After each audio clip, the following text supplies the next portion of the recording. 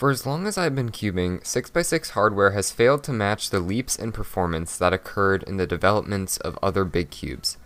They've always been more catchy, prone to lockups and pops, and just generally more unpleasant to solve than 5x5s or 7x7s.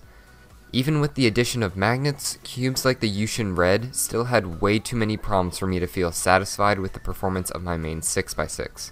However, the Shadow 6x6 seems to have stopped this trend, so let's take a look at just how much of an improvement X-Man's flagship 6x6 is over past 6x6s.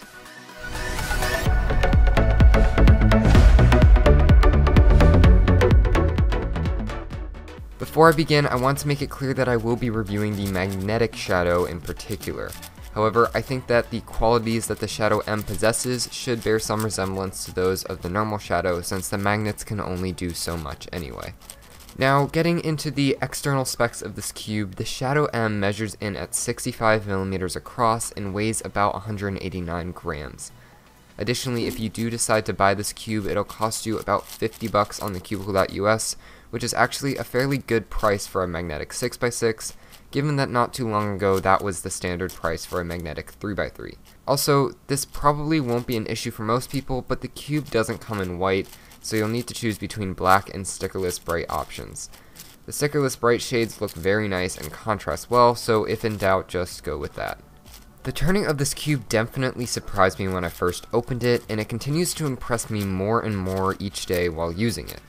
At first, the cube has a bit of a smooth, sandy feeling, but as you solve the cube more and break it in, the sandiness turns into a slight crispiness that I definitely enjoy. Additionally, while most other 6x6s have been far too slow for me, this cube has finally attained a speed that fits perfectly with my turning style.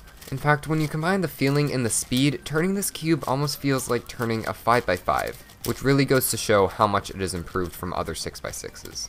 My favorite aspect of this cube in contrast to past 6x6s is probably the lack of lockups and pops. I've done over 100 solves so far in this cube, and I've only experienced a corner center pop twice. Additionally, while the cube can still lock up occasionally when I turn too roughly or inaccurately, it's miles easier to fix than on my Red M. All you have to do is slide it back into place, which shouldn't take more than 1 or 2 seconds. This has made me feel much more comfortable solving with this cube because I can feel confident that the cube will handle most mistakes that I make without a problem. Also, I don't think it would be worth it for me to try to go into detail on the mechanism, so I'll just show you all a quick glimpse of it here.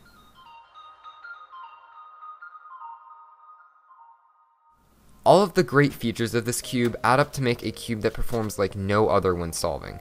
Within 2 days of receiving this cube, my average dropped from around 2 minutes and 20 seconds to about 2 minutes, and is still improving daily.